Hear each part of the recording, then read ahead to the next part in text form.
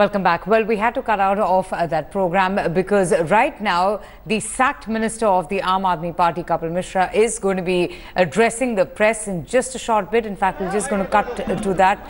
Kapil Mishra there saying that he's going to be sharing some quote-unquote explosive details about the alleged water tanker scam with regards to the Aam Aadmi Party. So we're just expecting now Kapil Mishra to come out and speak, the legislator from East Delhi, saying that he has information about alleged corruption, and it was his fierce determination to, divulge details, to give out more information about that tanker scam, the water tanker scam, which led to his ouster. And ahead of his important press conference, we're seeing a lot of action there. Kapil Mishra there urging the reporters to settle in before he starts speaking.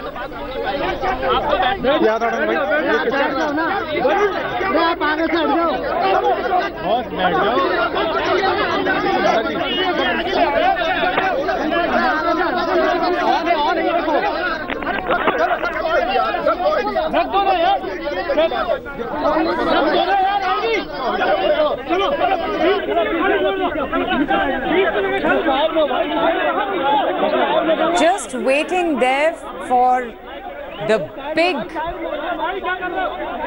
statement that's going to be made by Delhi's sacked water minister, Kapil Mishra. He, in fact, has even sought an appointment from the Lieutenant Governor. He's just about to speak now, and therefore I just want to cut to the time when he's going to start speaking. There's, as you can imagine, a lot of action, a lot of anticipation, a lot of curiosity as to what really will be divulged by the former water minister, the legislator from East Delhi, who has said that he's going to be giving out some explosive information regarding alleged corruption.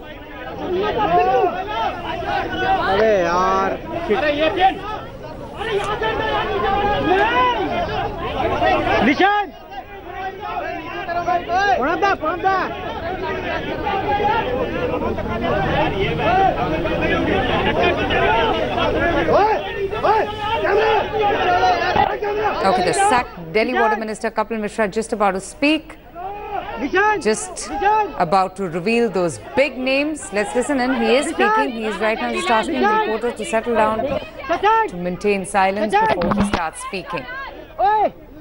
Let's see what Mr. Mishra has to say.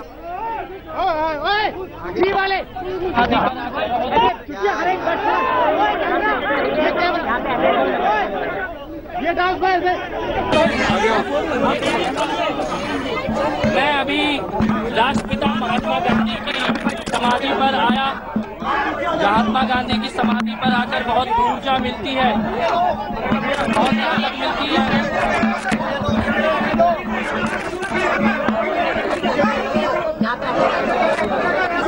A lot of commotion going on there. We'll just try and get that reaction from the former minister.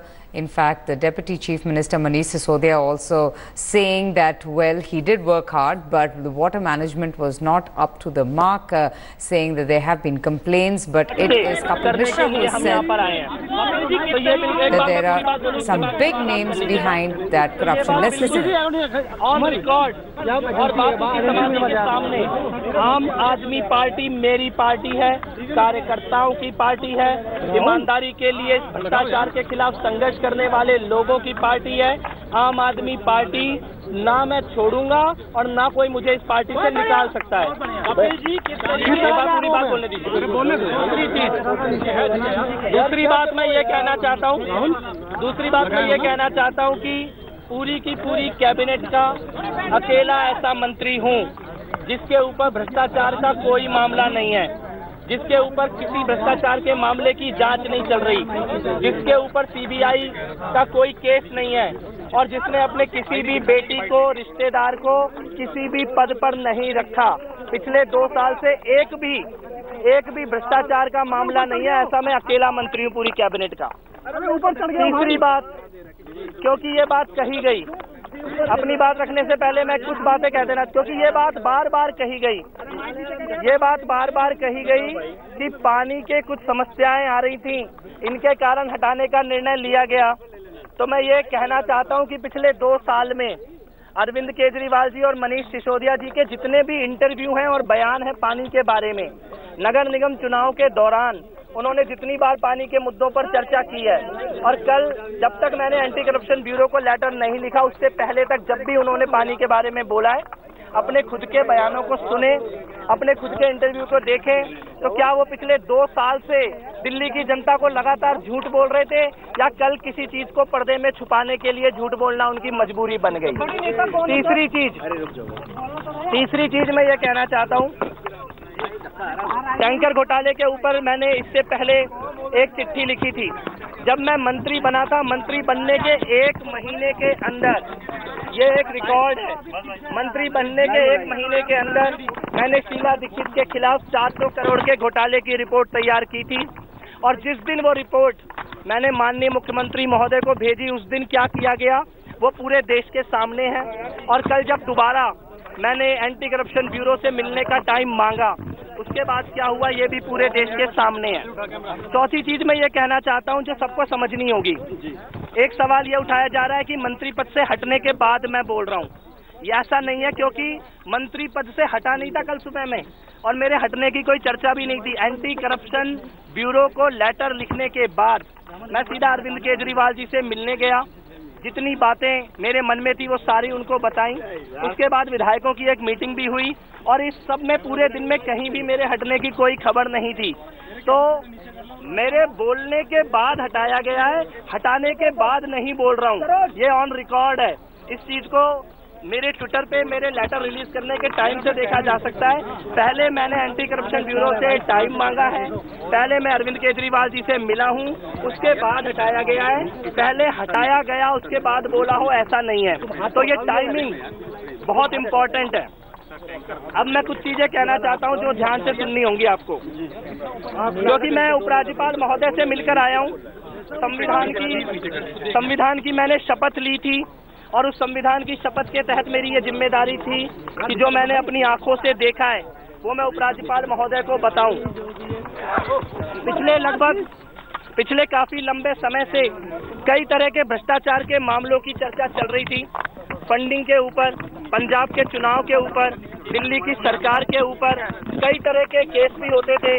कई चीजें हमने अपनी आंखों से होते हुए देखी, और ये भी मैं मानता हूँ कि ये मेरा भी पाप रहा कि कई बार हमने चीजों को देखा, अरविंद केजरीवाल जी से चर्चा की, लेकिन क्योंकि ये भरोसा था कि एक आदमी ईमानदार है अरविंद केजरीवाल, एक आदमी की तो कोई बेईमानी नहीं करवा सकता, एक आदमी को कोई पैसा नहीं दिलवा सकता, तो जितने भी मामले आते थे हम अरविंद केजरीवाल जी को बोलकर चुप हो जाते थे। आंख मूंद कर ये भरोसा था कि कोई भी बेईमान हो जाए। कई करोड़ों रुपए के फंडिंग के मामले पंजाब में आए, हमें लगा शायद अरविंद केजरीवाल जी की जानकारी में नहीं है, जब उनकी जानकारी में आएगा वो ठीक कर देंगे। सरकार के कई मामले आए, हमें लगा शायद अरविंद केजरीवाल जी की जानकारी में नहीं है, जब उनकी जानकारी में आएगा वो ठीक कर देंगे। मनी लॉन्ड्रिंग का केस, अपने खुद की बेटी को पद देने का केस, बार बार हमें ये लगा कि शायद अरविंद केजरीवाल जी की जानकारी में नहीं है, जब उनकी जानकारी में आएगा तो ठीक कर देंगे। उसके साथ साथ चाहे वो लग्जरी बस वाला फाइल की नोटिंग की बात हो, सीएनजी फिटनेस स्कैम हो, टॉक टू एके हो, बार बार एक बात मेरे मन में आती थी और सबके मन में कि जो भी कुछ हो रहा है वो आसपास के शायद 4-5 लोग हैं जो भ्रष्टाचार करते हैं, पैसा खाते हैं। अरविंद केजरीवाल जी इन सबको ठीक कर देंगे, और यही उम्मीद पिछले लगभग 1-1.5 साल से हमें केवल अंदर हम बात करें और बाहर आके ना बोलें, इसके लिए हमें प्रेरित करती थी। लेकिन परसों मैंने अपनी आंखों से देखा है, अरविंद केजरीवाल जी के घर पर देखा है, सत्येंद्र जैन जी 2 करोड़ रुपए अरविंद केजरीवाल जी को नगद देते हुए मैंने अपनी आंखों से देखा है। सत्येंद्र जैन जी ने 2 करोड़ रुपए नगद अरविंद केजरीवाल जी को मेरी आंखों के सामने दिए।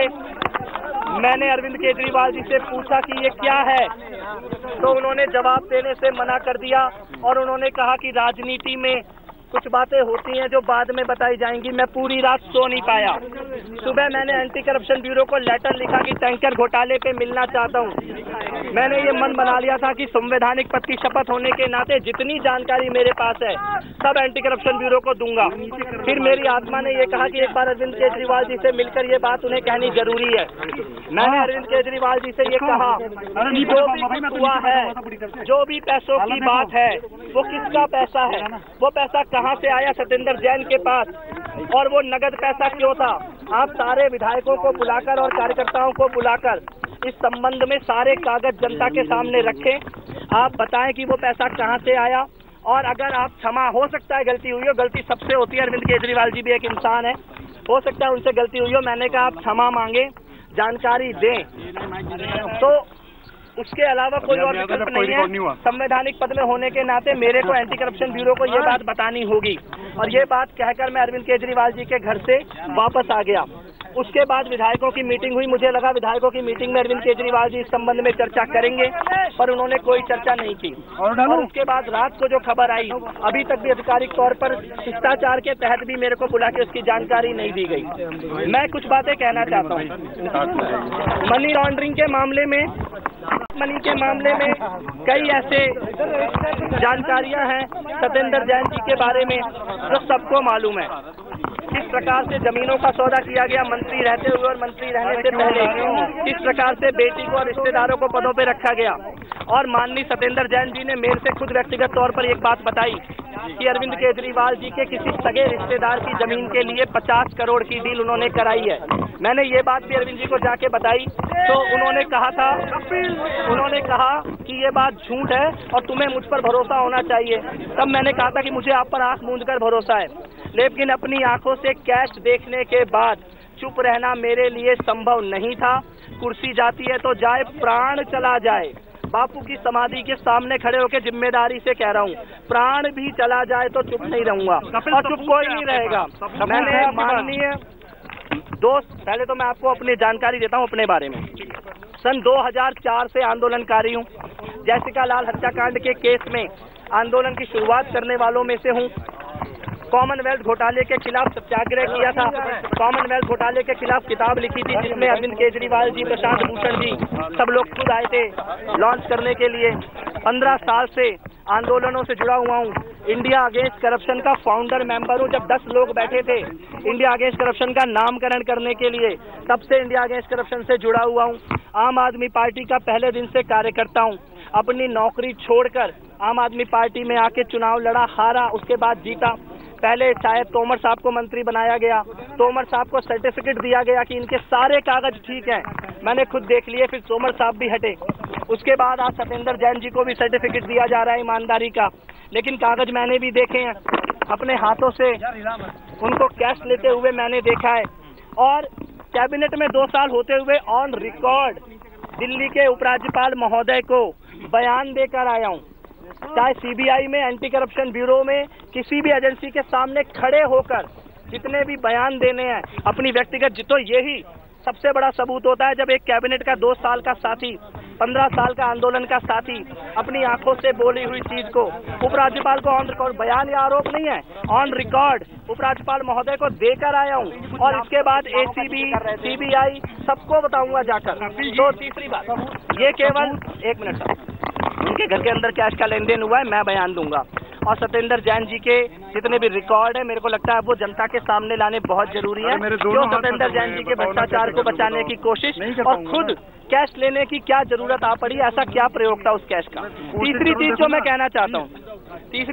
कहना चाहता हूँ कि इस आंदोलन में कुछ भ्रष्टाचारी आ गए हैं। कुछ लोगों को भ्रष्टाचारियों को बचाने की आदत पड़ गई है। तरह तरह के मामले सामने आते हैं, कभी बस के घोटाले के, कभी टॉक्स टू एके के घोटाले के, कभी पैसों के घोटाले के। कार्यकर्ता दूर खड़ा होकर देखता रहता था एक उम्मीद में कि अरविंद केजरीवाल ईमानदार है, वो कभी पैसा नहीं ले सकते। आज दुख के साथ, लेकिन इस संकल्प के साथ कि किसी भ्रष्टाचारी को नहीं छोड़ेंगे, जेल भिजवा के रहेंगे जिन्होंने कैश लिया, या तो वो बताएं कि वो पैसा कहां से आया, उस पैसे का हिसाब किताब दुनिया को दे। कैसे पता चला कि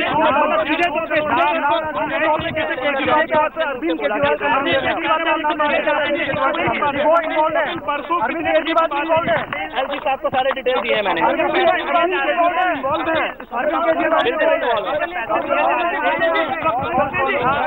अरविंद केजरीवाल राजीव सतेंद्र जैन। और एक सवाल, क्या कानून अपनी कार्रवाई करेगा।